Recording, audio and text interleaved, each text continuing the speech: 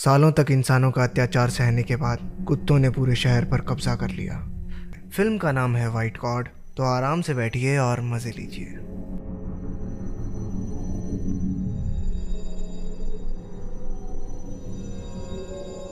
Lily एक 13 साल की लड़की हंगरी में रहती है। उसके माता पिता का डाइवोर्स हो जाने के बाद उसका मोह सबसे ज़्यादा अपने कुत्ते हैगन से है। फिल्म की शुरुआत में हम लिली को एक पार्क में हैगन के साथ खेलते हुए देखते हैं। वो वहाँ अपनी माँ के साथ आई थी जो अब हंगरी से यूएसए शिफ्ट होने जा रही है, जिस वजह से अब लिली को हमेशा के लिए अपने पिता के साथ रहना पड़ेगा। डैनियल अपनी बेटी से तब से नहीं मिला था जब वो 3 साल की थी। वो लिली के साथ हैगन को देखकर खुश नहीं होता, क्योंकि वो एक छोटे फ्लैट में रहता था जहाँ पालतू जानवरों को रखने पर पाबंदी है। उसे आमतौर पर जानवर पसंद भी नहीं थे, लेकिन अपनी बेटी का दिल रखने के लिए उसने कुछ नहीं कहा। बिल्डिंग में पहुंचने पर उसकी मकान मालकिन उसे याद दिलाती है कि वहां पर किसी भी तरह के पालतू जानवर लाना मना है। डैनियल ने फुसफुसाते हुए जवाब दिया कि वो कुछ दिनों में उस कुत्ते से छुटकारा पा लेगा। डिनर के दौरान लिली ने अपने पिता के मना करने के बावजूद हैगन को घर का बना खाना खिलाया। क्योंकि डैनियल का फ्लैट बहुत छोटा था, तो उसने लिली और अपने सोने का बंदोबस्त एक ही कमरे में किया। डैनियल ने हैगन को बाथरूम में बंद कर दिया। एक नए घर और लिली से दूर होने की वजह से हैगन सो नहीं पाता और जोर जोर से रोने लगता है। लिली उसके पास जाकर अपने ट्रम्पेट पर हैगन की पसंदीदा धुन बजाती है, जिसे सुनकर वो अक्सर शांत हो जाया करता था। संगीत को सुनकर हैगन आराम से बैठ गया। लिली उसके पास ही बाथटब में सो गई। अगले दिन K9 कंट्रोल से एक आदमी उनके घर आया। उसने डैनियल को बताया कि उसकी बिल्डिंग के लोगों ने कंप्लेंट की है कि उसका कुत्ता रात भर शोर मचा रहा था, और अगर वो हैगन को अपने पास रखना चाहता है तो उसे हंगेरियन गवर्नमेंट द्वारा निर्धारित मोंग्रेल फीस को भरना होगा। उसे कुत्ते को रखने के लिए पैसे देना बिल्कुल नागवारा था। उस दिन लिली हैगन को अपनी म्यूजिक क्लास में ले गई, क्योंकि उसे डर था कि उसके पीछे से डैनियल हैगन को कहीं छोड़ ना आए। क्योंकि वहां भी पालतू जानवरों को लाना मना था, लिली हैगन को एक अलमारी में बंद कर देती है। जोर जोर से संगीत की आवाज सुनकर हैगन डर गया और वहां से भाग निकला। लिली उसके पीछे जाने के लिए उठी, लेकिन उसके मास्टर ने उसे कुत्ते को छोड़कर संगीत पर ध्यान देने को कहा। वो अपने म्यूजिक टीचर की बात को अनसुना करते हुए हैगन के पीछे गई। घर वापस जाते समय रास्ते में डैनियल, जो लिली के व्यवहार की वजह से बहुत गुस्से में था, उनके पास गाड़ी रोकता है। उसने कुत्ते से छुटकारा पाने का मन बना लिया था। वो रास्ते में गाड़ी रोककर कुत्ते को बाहर निकाल देता है। लिली भी गाड़ी से उतरकर हैगन को अपने पास बुलाती है, लेकिन डैनियल उसे जबरदस्ती गाड़ी में बिठाकर वहां से ले गया। बेचारे कुत्ते ने गाड़ी का पीछा करने की कोशिश की, लेकिन गाड़ी की स्पीड इतनी तेज थी कि वो पीछे रह गया। अगले कुछ घंटों तक वो वहीं खड़ा लिली का इंतजार करता रहा, लेकिन वो वापस नहीं आई। लिली रात के समय उसके पिता के सो जाने के बाद हैगन के पास जाने के लिए उठती है, लेकिन डैनियल ने उसे देख लिया और चुपचाप सोने के लिए कहा। एक पुल के नीचे रात गुजारने के बाद हैगन खाना ढूंढने के लिए उठता है। वो घूमता हुआ एक मीट की दुकान के बाहर पहुंचा, जहां उसने लालसा भरी नजरों से अंदर रखे खाने को देखा। फिर उसकी नजर एक सफेद कुत्ते पर पड़ी जो दुकान की पिछली तरफ जा रहा था। जैसे ही हैगन वहां पहुंचा, उसने देखा कि कई सारे कुत्ते मांस के बचे खुचे टुकड़ों को खा रहे थे, जो उसे देखकर भौंकने लगे। उनकी आवाज सुनकर दुकान का मालिक वहां आ गया और उन सभी को वहां से भगा दिया।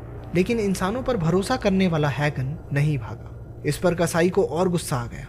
वो हैगन पर एक बड़े चाकू से हमला करने ही वाला था कि उस सफेद कुत्ते ने उसका ध्यान भटकाकर हैगन को बच निकलने का मौका दिया। मौका देखकर वो दोनों किसी तरह वहां से बच निकले और एक खाली जगह पर पहुंचे, जहां सभी गली के कुत्ते खेलने और पानी पीने के लिए आते थे। पर मुसीबत अभी टली नहीं थी।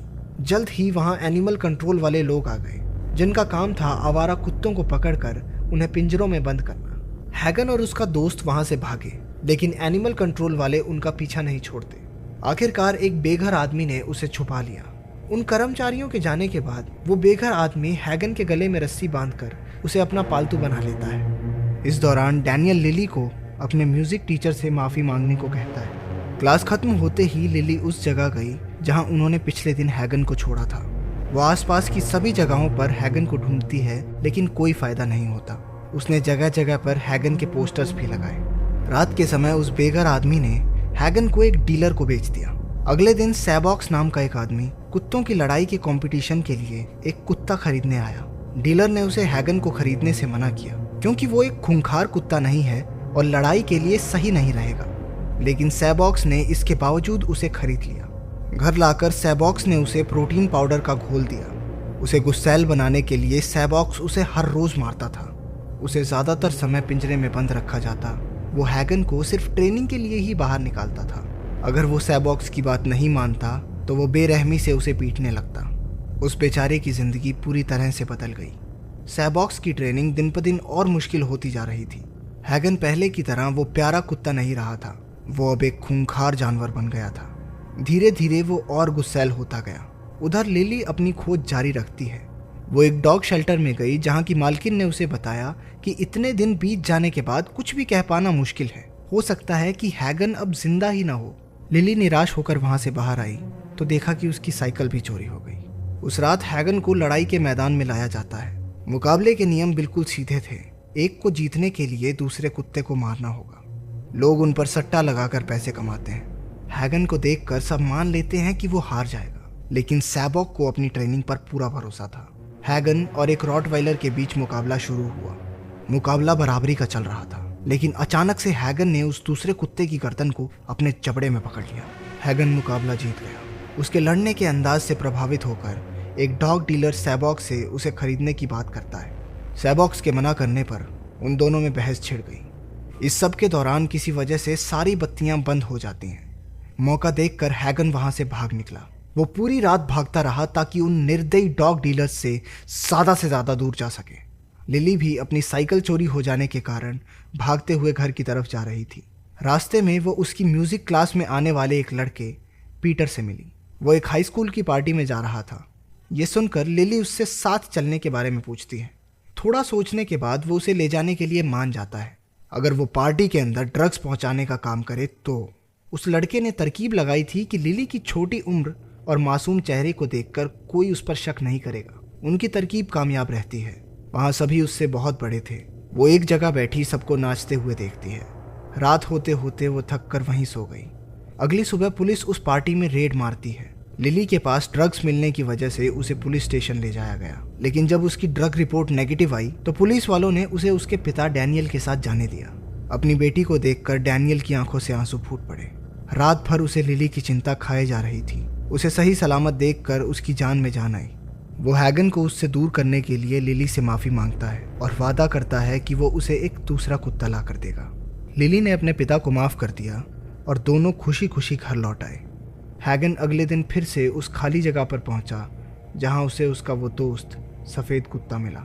वो एक साथ नदी किनारे खेल रहे थे कि एनिमल कंट्रोल वाले लोगों ने उन्हें पकड़कर एक डॉग शेल्टर में भेज दिया। लड़ाई की वजह से हैगन को कई चोटें आई थी जिनका वहां उपचार किया गया। अंततः उसे कई सारे कुत्तों के साथ पिंजरे में डाल दिया गया। शेल्टर वालों ने उन सबको अच्छा खाना दिया। जहां एक और सभी कुत्ते उस पर टूट पड़े, वहीं दूसरी ओर हैगन ने खाने की तरफ देखा तक नहीं। अगले दिन बहुत से लोग वहां उन लावारिस कुत्तों को अपनाने के लिए आए।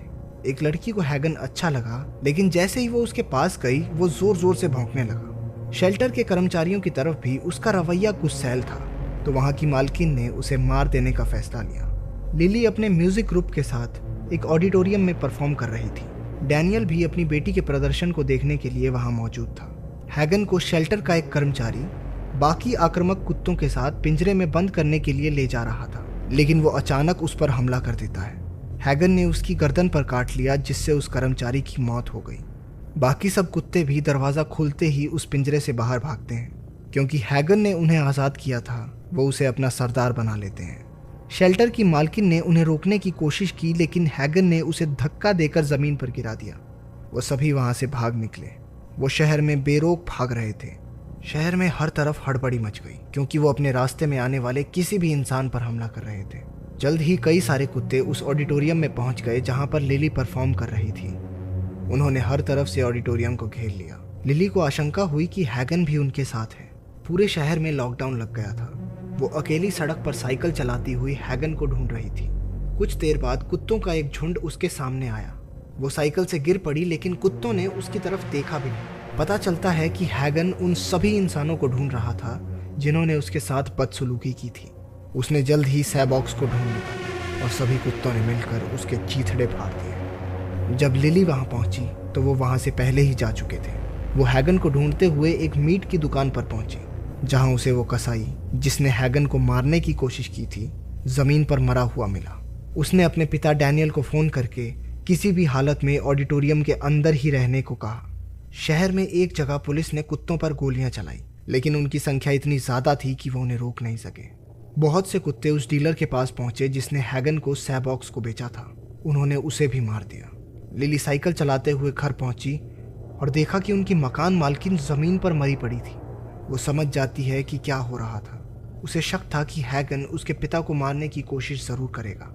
ऐसा होने से रोकने के लिए वो ऑडिटोरियम वापस आई। उसे सही सलामत देखकर डैनियल के मन को थोड़ी शांति मिली। तभी लिली के सामने हैगन आ जाता है। मालूम होता है कि वो उसे भूल चुका था। उसकी गुर्राहट सुनते ही कुत्तों की पूरी पलटन वहां आ जाती है। वो लिली पर हमला करने ही वाले थे कि डैनियल ब्लो टॉर्च लेकर उनके सामने आ खड़ा हुआ। इस सब के बावजूद वो कुत्ते शांत नहीं होते। लिली अपना ट्रम्पेट निकाल कर वही धुन बजाती है जो वो हैगन को अक्सर सुनाया करती थी। हैगन धुन को सुनकर लिली को पहचान लेता है। वो शांत होकर वहीं बैठ गया। देखते ही देखते सभी कुत्ते शांत हो गए और वहां बैठकर संगीत को सुनने लगे। आखिरकार लिली भी उनके साथ वहीं बैठ गई। अगर वीडियो पसंद आई तो लाइक कर देना। माफ़ी चाहता हूँ कि मैं कुछ दिनों से वीडियो अपलोड नहीं कर पाया, लेकिन अब वीडियोस लगातार आएंगी तो चैनल को सब्सक्राइब कर लेना।